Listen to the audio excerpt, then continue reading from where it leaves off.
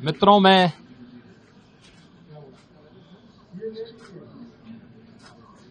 विधानमंडल की आज से प्रारंभ हो रही इस कार्रवाई में आप सबका स्वागत करता हूं। उत्तर प्रदेश विधानमंडल आज से अपना बजट सत्र प्रारंभ कर रहा है और जो संसदीय परंपराएं हैं उसके अनुरूप इसकी शुरुआत माननीय राज्यपाल जी के अभिभाषण से होगी।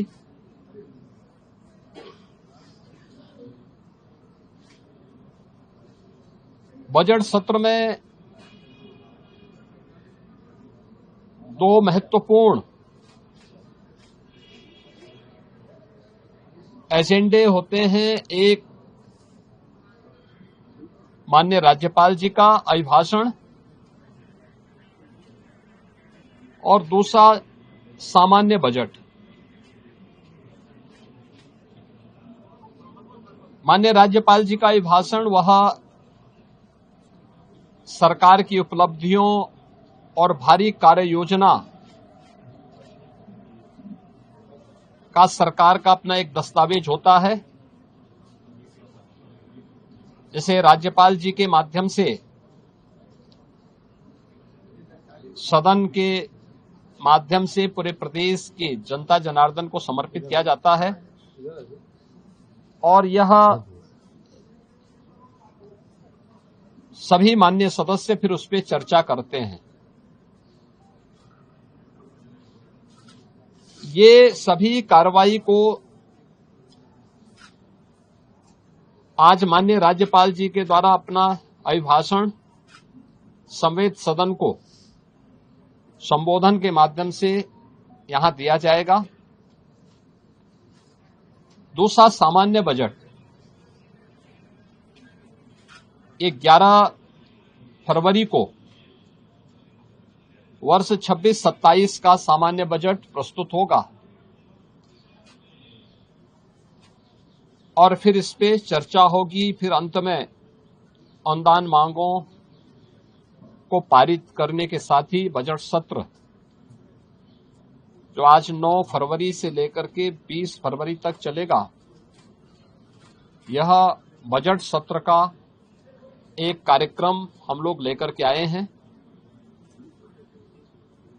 आज माननीय राज्यपाल जी के भाषण के बाद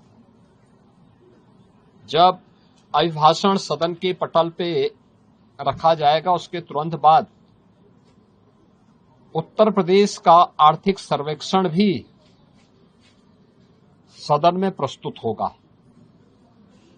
ये पहली बार कोई राज्य सरकार अपनी आर्थिक उपलब्धियों को लेकर के, क्योंकि जब हम लोग इस बात का उल्लेख करते हैं कि हम लोगों ने यूपी के बीमारूपन से इसको उभार करके भारत की इकोनॉमी के ब्रेक थ्रू के रूप में उत्तर प्रदेश को स्थापित किया है, उन सभी कारकों को और उत्तर प्रदेश की इस आर्थिक उन्नयन की इस यात्रा को भी जानने का अधिकार सभी माननीय जनप्रतिनिधियों को और उत्तर प्रदेश की जनता जनार्दन को होना चाहिए।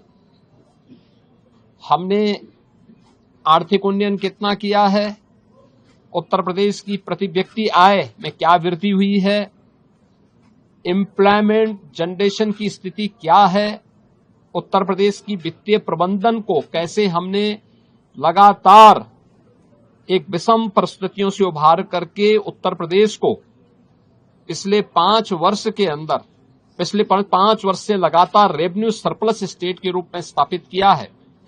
इन सब को लेकर के आर्थिक सर्वेक्षण की रिपोर्ट भी आज सदन में प्रस्तुत होगी और मुझे लगता है कि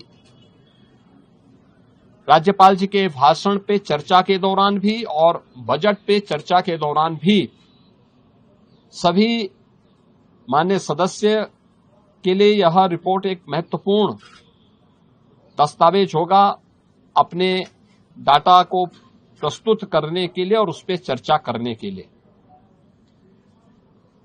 वास्तव में विधानमंडल लोकतंत्र का एक महत्वपूर्ण आधार स्तंभ है। यह संवाद से चलता है, कार्रवाई को बाधित करके नहीं। किसी भी माननीय सदस्य को अगर कोई मुद्दा उठाना है तो कार्रवाई को बाधित करने से वह एक प्रकार से जिन मुद्दों को की ओर ध्यान आकर्षित करना चाहता है उन मुद्दों पे को डाइल्यूट करने का प्रयास कर रहा है। हम लोगों ने बार बार कहा है कि सरकार संवाद से समस्या का समाधान पर विश्वास करती है। सरकार हर मुद्दे पे चर्चा परिचर्चा करने को तैयार है। हर एक माननीय सदस्य के बहुमूल्य सुझावों को स्वीकार करने को तैयार है, उस पर चर्चा करके और जो भी राज्य के हित में आवश्यक है उस प्रकार का कदम उठाने के लिए तत्पर है, तैयार है। लेकिन कार्रवाई को बाधित न किया जाए, अनावश्यक शोरगुल से बचा जाए। यद्यपि पिछले 9 वर्ष के अंदर उत्तर प्रदेश विधान मंडल में कार्रवाई के नए कीर्तिमान स्थापित हुए हैं और हम विश्वास करेंगे कि बजट सत्र जिस पर पूरे प्रदेश की और देश की भी निगाहें होंगी, इस बजट सत्र को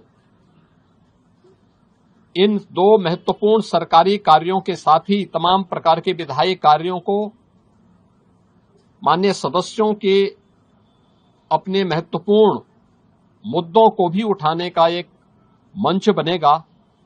इस विश्वास के साथ मैं बजट सत्र के अवसर पर विधानमंडल के सभी माननीय सदस्यों का